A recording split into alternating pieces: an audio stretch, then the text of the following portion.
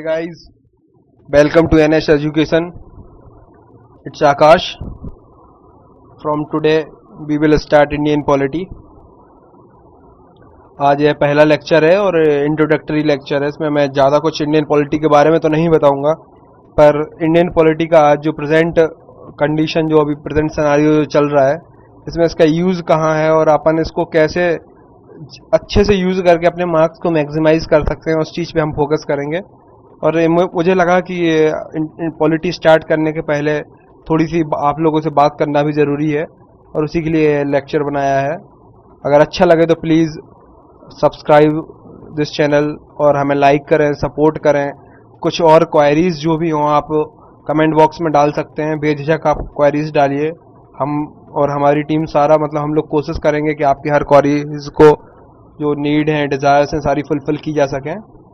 तो आज चालू करते हैं हम पहला इंट्रोडक्टरी लेक्चर. हमें इंडियन पॉलिटी को यूज़ कैसे करना है और अभी प्रेजेंट में इसके क्वेश्चन निकल कैसे रहे हैं. तो मैं आपको इसके साथ साथ में क्वेश्चन भी बताता चलूँगा कि ये क्वेश्चन यहाँ आया था और फिर आगे रिपीट होके कहाँ आया है. तो ये आपके लिए बहुत इंपॉर्टेंट लेक्चर है. तो प्लीज़ आपके 5 से 10 मिनट, 10 मिनट या 12 मिनट का ये लेक्चर बनेगा. प्लीज़ अपने 12 मिनट दीजिएगा. मैं आपको गारंटी दे सकता हूँ कि ये लेक्चर आपको कहीं ना कहीं आपके 2 नंबर 4 नंबर जितने भी बढ़ा पाएगा. मैं तो पूरी कोशिश करूँगा कि ज़्यादा से ज़्यादा आपके मार्क्स मैक्सिमाइज हों.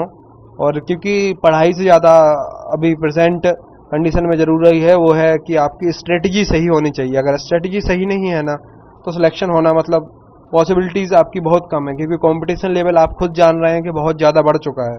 तो स्ट्रेटजी हमेशा आपकी सही और एक ही होने चाहिए. अगर आप मल्टीपल स्ट्रेटजीज यूज़ कर रहे हैं तब भी आपकी सक्सेस की गारंटी कम ही है. तो प्लीज़ आप स्ट्रेटजी एक ही बनाइए, फोकस एक ही बनाइए, गोल एक ही बनाइए. ठीक है, चलो चलते हैं हम इंडियन पॉलिटी की तरफ. तो लोगों की लिए इंडियन पॉलिटी में मैं क्या आपको, अगर ये जो हम लोग इंडियन पॉलिटी की सीरीज़ लॉन्च कर रहे हैं तो उससे आपको मिलेगा क्या. तो how to crack competitive exam with the help of Indian polity. सबसे पहले मैं आपको बताना है, इसका इसी लाइन का एक ही मतलब है कि आप इंडियन पॉलिटी की मदद से किसी भी कॉम्पिटिटिव एग्जाम को क्रैक कैसे करेंगे. चलो फॉर एग्जांपल मैं लेके चलता हूँ यूपीएससी 2017 पेपर. यूपीएससी 2017 का जो पेपर आया है उसमें इंडियन पॉलिटी से, अगर आप किसी ने, आप लोगों ने दिया होगा, जो लोग देख रहे होंगे वीडियो, नहीं दिया होगा तो किसी के पास पेपर पढ़ा होगा. अगर नहीं पढ़ा है तो ऑनलाइन बहुत सारी वेबसाइट्स हैं, उन पर 2017 का पेपर पढ़ा हुआ है, आप उसको उठा के देख लीजिएगा कि इसमें इंडियन पॉलिटी से 22 क्वेश्चन आए हैं. यूपीएससी जैसे बड़े एग्जाम ने भी इंडियन पॉलिटी पे फोकस करा है और क्वेश्चन पूछे कितने, 22. यूपीएससी में सिलेक्ट होने के लिए क्वेश्चन सही कितने चाहिए. अगर आप 60 से 65 क्वेश्चन सही कर रहे हैं तो आपकी सिलेक्शन की पॉसिबिलिटीज़ बहुत ज़्यादा हैं. ठीक है, तो उनने भी 22 क्वेश्चन इंडियन पॉलिटी से पूछे हैं. और एक चीज़ आप मानिए कि ये ट्रेंड हमेशा से रहा है कि जो चीज़ यूपीएससी पूछती है वो अगले 1 या 2 साल बाद एमपीपीएससी और उसके 2 साल में व्यापम पक्का ही पूछती है. तो आप लोग चाहे आप एमपीपीएससी की कर रहे हो, चाहे आप व्यापम की कर रहे हो, चाहे आप पटवारी वगैरह जो भी आप एग्ज़ाम्स आने वाले हैं, जैसे एमपीएसआई आने वाला है, एमपी पटवारी आने वाला है, तो आपको हर जगह हेल्पफुल रहेगी. जैसे इसके पहले 2016 का जो यूपीएससी का पेपर आया था उसमें उन्होंने फोकस करा था करंट पे. तो अभी आप देख रहे होंगे कि हर पेपर में करंट का लेवल बढ़ता जा रहा है. जैसे उन्होंने बहुत डायरेक्ट स्कीम्स पूछ रखी थी, कोई उज्ज्वला योजना पूछ ली कि उज्ज्वला योजना किस चीज़ से रिलेटेड है, तो डायरेक्ट स्कीम पूछी थी. तो ये आप गारंटी ही मानिए कि आगे जो एमपीपीएससी का एग्ज़ाम आ रहा है वो 1 या 2 साल में वो भी चेंज करेगा. जैसे आपने देखा ही होगा कि 2016 का जो एमपीपीएससी का एग्ज़ाम था उन्होंने सारा कुछ पैटर्न चेंज कर दिया. जैसे उसके पहले जो SC/ST एक्ट हुआ करता था उससे पूछे जाते थे 8 से 10 क्वेश्चन, पर उस बार शायद 2 या 3 क्वेश्चन ही आए थे. उसके साथ साथ जो एमपी का है, एमपी से शायद 5 या 8 क्वेश्चन ही आए थे. पहले एमपी से 25 से 30 क्वेश्चन पूछे जाते थे और उन्हें सारे क्वेश्चन जो इनसे काट के सारा करंट डाल दिया. तो करंट में भी ये कि करंट में होता क्या है, करंट का मतलब ये नहीं है कि करंट में सारा कुछ स्पोर्ट्स या सारा कुछ कोई स्कीम ही है. करंट है जैसे अभी प्रेसिडेंट इलेक्शन हो रहा है, अगर उससे कोई रिलेटेड कल क्वेश्चन आता है एमपीपीएससी, व्यापम, पटवारी कहीं भी, तो वो भी करंट ही कहलाएगा. क्योंकि करंट का मतलब होता है 1 साल के अंदर जो भी प्रोसेसेस चल रही हैं उनसे रिलेटेड कोई भी क्वेश्चन वो बना सकते हैं. अब ये आपकी जवाबदारी बनती है कि जैसे इंडियन प्रेसिडेंट का भी जो नए महामहिम राष्ट्रपति बनने वाले हैं, नए प्रेसिडेंट बनने वाले हैं, तो आपकी अब ये वो है कि आपने जिस दिन ही न्यूज़पेपर में पढ़ लिया, चाहे आप हिंदी न्यूज़पेपर फॉलो करते हो या इंग्लिश, अब आपको ये करना है कि उसी दिन आपके पास जो भी एक ऑथेंटिक सोर्स है, चाहे वो आपके पास बुक हो चाहे इंटरनेट हो, आजकल तो इंटरनेट का चल रहा है, तो बिल्कुल मतलब आपको कहीं की बुक किसी बुक पर रेफर करने की ज़रूरत ही नहीं है, सीधा आप गूगल करिए और उनके बारे में पढ़ लीजिए, क्योंकि ये गारंटी मानिए कि जो टॉपिक चल रहा है वो आपको एक साल तक आपको उससे क्वेश्चन हर एग्जाम में निकलेंगे। अब जैसे प्रेसिडेंट चल रहा है, तो प्रेसिडेंट में नॉमिनेशन कैसे होता है, कौन कौन लोग वोट करते हैं, कौन वोट नहीं करता है, कौन से लोग उसके इम्पीचमेंट में पार्टिसिपेट करते हैं, इम्पीचमेंट में मेजोरिटी का कितने मेजोरिटी से जो इम्पीचमेंट की मतलब जो प्रोसेस है उसको बोथ द हाउसेज में पास कराना जरूरी है। सेम है जैसे अब वाइस प्रेसिडेंट का चल रहा है, कल ही वाइस प्रेसिडेंट के जो कैंडिडेट्स हैं उनको नॉमिनेट किया है एनडीए और यूपीए दोनों ने। तो अब आपको ये पढ़ना मतलब पक्का ही पढ़ना चाहिए। मतलब मैं तो बोलूँगा कि आप हमेशा मतलब ऐसी स्ट्रेटजी को अपनाएं कि जो आपने न्यूज़पेपर में पढ़ा उसके साथ ही थोड़ा सा आप और उसको डीप में जाके पढ़ लें, तो आपको मतलब कभी डर नहीं रहेगा कि मेरे को ये आता नहीं है, क्योंकि करंट में पढ़ते जाएंगे तो आपका हर चीज़ होती भी जाएगी और टाइम कम लगेगा। जैसे वाइस प्रेसिडेंट का है, तो वाइस प्रेसिडेंट का पढ़ लीजिए, वाइस प्रेसिडेंट नॉमिनेट हो गए तो इलेक्ट कैसे होते हैं, कौन से लोग इनके इलेक्शन में पार्टिसिपेट करते हैं, इलेक्शन की प्रोसीजर क्या है, ठीक है। तो मतलब ये चीज़ें आपको मतलब पक्का ही फॉलो करना चाहिए। जैसे अभी करंट में अभी जैसे जीएसटी हो गया 1 जुलाई से, तो अब जीएसटी आपको पक्का तैयार करके रखना है। अब वो एग्जाम टू एग्जाम उसके क्वेश्चन वेरी करेंगे, कहीं कहीं जो मतलब लो लेवल एग्जाम है ग्रुप सी और ग्रुप डी के, उनमें हो सकता है जीएसटी का फुल फॉर्म ही पूछ लें, पर जो हाई लेवल एग्जाम है जैसे आप मानिए कि एमपीपीएससी, तो उसमें जीएसटी से रिलेटेड पूछ सकते हैं कौन कौन से टैक्स इसमें इंक्लूड नहीं किए गए हैं, कौन कौन से आइटम्स इसमें गुड्स इसमें इंक्लूड नहीं किए गए हैं।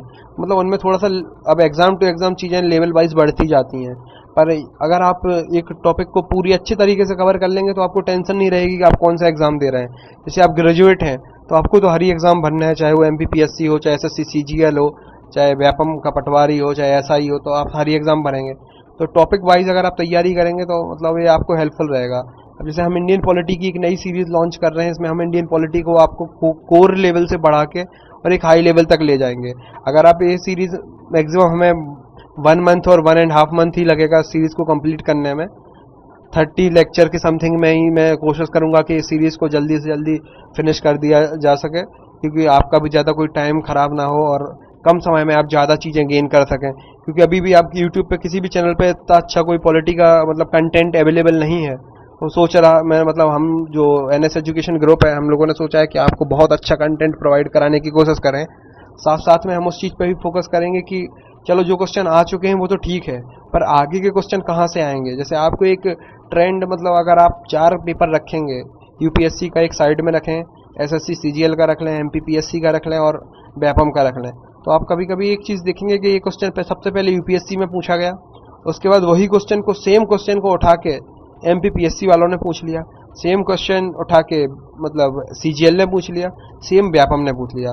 तो मतलब ये ट्रेंड रहता है। अगर आपने वो क्वेश्चन पहले ही तैयार कर लिया या पहले ही किसी ने अगर आपको सही गाइडेंस के साथ तैयार करवा दिया, तो आप कोई भी एग्जाम दे लें, वो क्वेश्चन आपसे सही होना है। और इंडियन पॉलिटी मतलब मैं ये नहीं कह सकता कि ये टफ सब्जेक्ट है, ये मतलब ईजी भी नहीं कह सकता पर टफ भी नहीं है।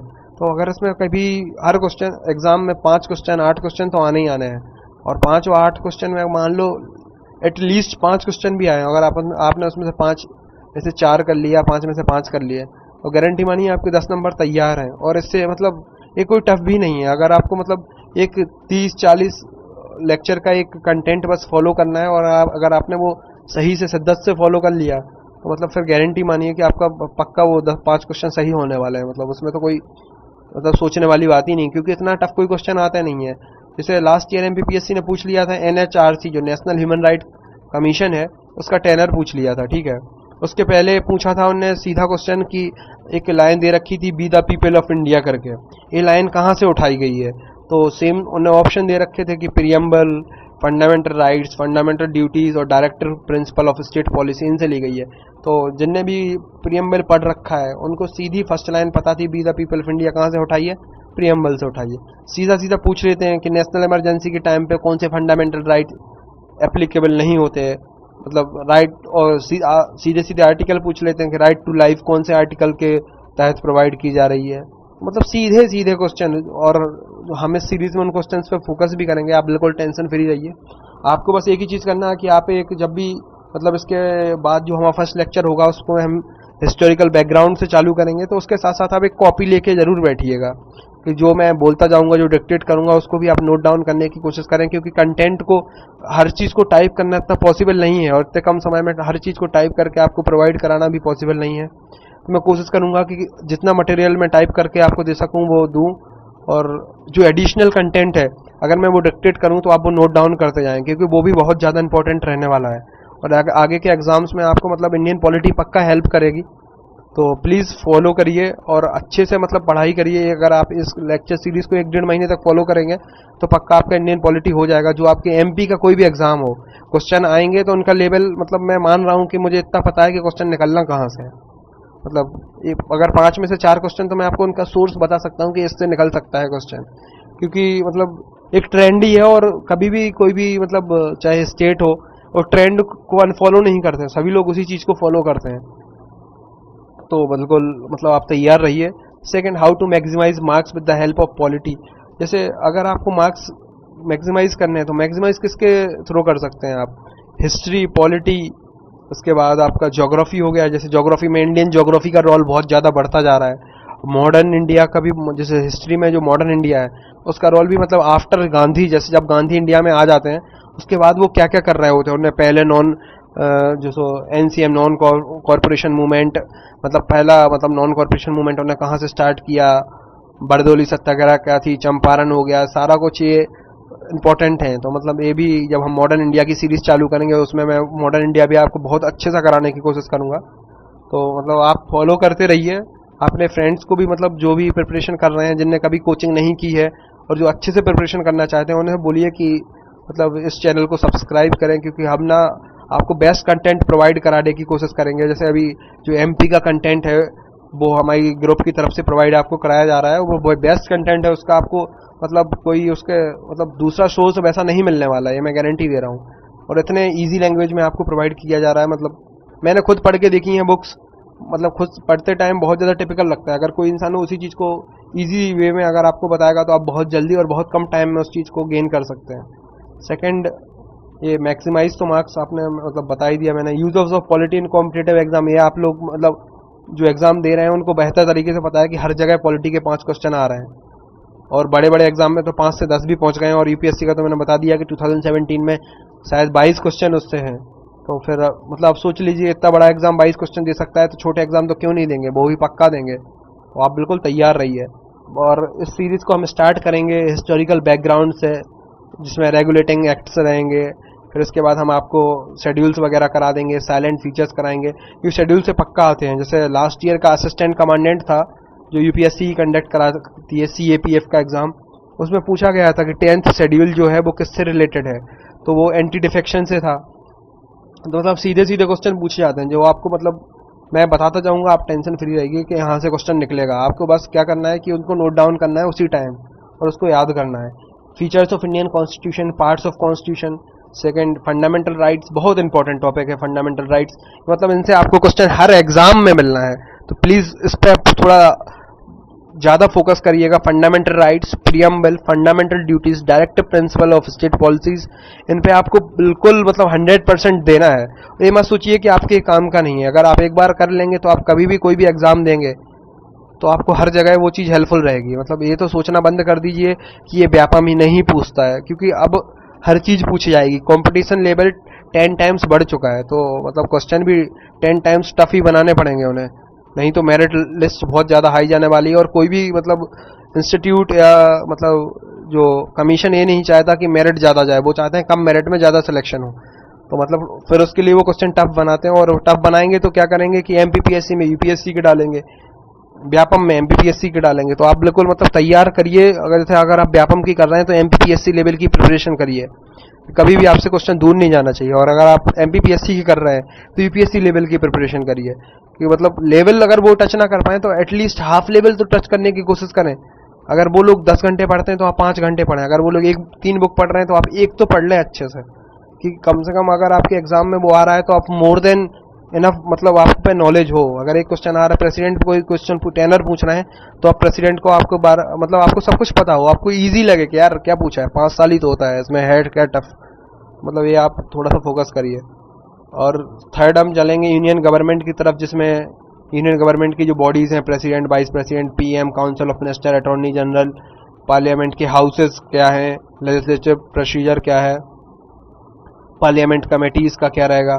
फिर स्टेट गवर्नमेंट की तरफ चलेंगे, सेम स्टेट गवर्नमेंट में बता देंगे काउंसिल ऑफ मिनिस्टर्स, वहाँ के governor, CM, legislative assembly, centre state legislative, centre state relation, legislative council जिन जिन स्टेट्स में है, कौन कौन से स्टेट में लेजिस्लेटिव काउंसिल है, तो मैं सारा कुछ बता दूंगा। लोकल गवर्नमेंट, ये बहुत इंपॉर्टेंट टॉपिक है, मतलब ये मानिए कि अगले 5 साल इसी टॉपिक का रहने वाला है कि पंचायती राज, क्योंकि हर गवर्नमेंट, जैसे प्रेजेंट गवर्नमेंट भी डिसेंट्रलाइजेशन पे बहुत ज़्यादा फोकस कर रही है। वो चाहती है कि हर एक स्कीम नोक एंड कॉर्नर्स तक पहुंचे, मतलब कोई भी स्कीम, मतलब ऐसा ना हो कि सेंट्रल ने लॉन्च करी और स्टेट गवर्नमेंट पे आके स्कीम रुक गई। अब हर गवर्नमेंट चाहती है कि जो लास्ट बंदा, मतलब लास्ट कोई भी पर्सन है, और उस तक भी ये स्कीम पहुंचनी चाहिए। तो उसके लिए मतलब कौन सी बॉडी हेल्पफुल रहेगी, वो रहेगी मतलब पंचायत, म्यूनसिपैलिटीज, ये उनको हेल्प कर सकती हैं। तो लोकल गवर्नमेंट बहुत ज़्यादा इंपॉर्टेंट है। ऊपर से अमेंडमेंट के थ्रू जोड़ा गया है, तो जो जो चीज़ें अमेंडमेंट के बाद जोड़ी जाती हैं वो और ज़्यादा इंपॉर्टेंट हो जाती हैं। फिर जुडिशरी पे चलेंगे, सुप्रीम कोर्ट, हाई कोर्ट, ठीक है। इसके बाद फिर आ जाएंगे हम मिसलेनियस टॉपिक्स में, इसमें आ जाएंगे कौन से, जो कि जैसे ये हो गया अपना प्लानिंग कमीशन तो हट गया है, अभी नीति आयोग बन गया है, ठीक है। एंड जैसे एनडीसी भी चला गया है, ठीक है। तो अभी एनडीसी का तो इन्होंने कोई बताया नहीं है कि एनडीसी की जगह कौन सी नई बॉडी बनाएंगे। जैसे प्लानिंग कमीशन की जगह तो उन्होंने नीति आयोग बना दिए, पर नेशनल डेवलपमेंट काउंसिल जो काम किया करती थी उसका भी उन्होंने नहीं बताया कि उसका काम अब कौन करेगा। फाइनेंस कमीशन हो गया, इलेक्शन कमीशन, ये कॉन्स्टिट्यूशनल और नॉन कॉन्स्टिट्यूशनल बॉडी का कॉम्बिनेशन इसमें लिख रखा है, तो इनका हम बता देंगे। जैसे लोकपाल एंड लोकायुक्ता, ये बहुत ज़्यादा इंपॉर्टेंट हो चुका है, क्योंकि अभी इसका बिल पास किया गया था 2013-14 में, तो मतलब बहुत ही ज़्यादा इंपॉर्टेंट है। फिर नेक्स्ट है अमेंडमेंट्स। अब अमेंडमेंट्स में तो अब मैं आपको गारंटी दे सकता हूँ, हर एग्जाम एक अमेंडमेंट जरूर पूछता है। ये चीज़ कौन से अमेंडमेंट में आई थी, ये जैसे 73rd और 74th अमेंडमेंट हो गया, एक इसके लिए इंपॉर्टेंट है। 86th अमेंडमेंट किसके लिए इंपॉर्टेंट है, जैसे अभी 99th अमेंडमेंट था शायद 2015 में, वो NJAC के लिए, तो जो मतलब जुडिशरी में जो जजेस को अपॉइंट करने के लिए एक बॉडी बनाई थी, उसको सुप्रीम कोर्ट ने स्ट्रक डाउन कर दिया गया था। मतलब कुछ कुछ अमेंडमेंट बहुत ज़्यादा इंपॉर्टेंट है। फॉर एग्जांपल अभी आप जीएसटी का अमेंडमेंट ही ले लीजिए, इसके बाद अभी एक नई बॉडी बनाने का चल रहा है जो ओबीसी के लिए बना रहा है, नेशनल बैकवर्ड कमीशन करके, तो उसके लिए कौन सा अमेंडमेंट गवर्नमेंट करने वाली है, या कौन सा अमेंडमेंट के तहत जो बिल डाला गया है, तो ये बहुत ज़्यादा इंपॉर्टेंट है। तो प्लीज़ हमारे साथ मतलब चलिएगा, फोकस करिएगा। हम आपको 100% मतलब गारंटी दे सकते हैं कि हम जो पढ़ाएंगे उसमें से मतलब 90% क्वेश्चन तो फंसेंगे यार। 1 क्वेश्चन अगर कभी नहीं फंस पा रहा है तो उसके लिए एक्सट्रीमली सॉरी, पर हम अपना 100% देने की कोशिश कर रहे हैं। प्लीज़ सब्सक्राइब अस, हमारे पेज को लाइक करिए। फेसबुक पे भी मतलब हमारा पेज बना रखा है जिसमें इंपॉर्टेंट डिटेल्स दी जा रही हैं।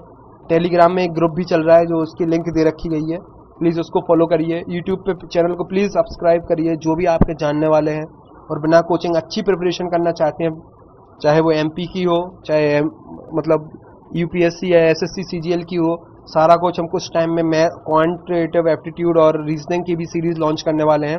पॉलिटी सीरीज़ के बाद शायद वो सीरीज़ भी आ जाएगी आपको 1 मंथ के अंदर। सारा कुछ इसी पेज पे मतलब इसी जो यूट्यूब चैनल पे मिल जाएगा। तो please subscribe us. Thank you. जय हिंद, जय भारत।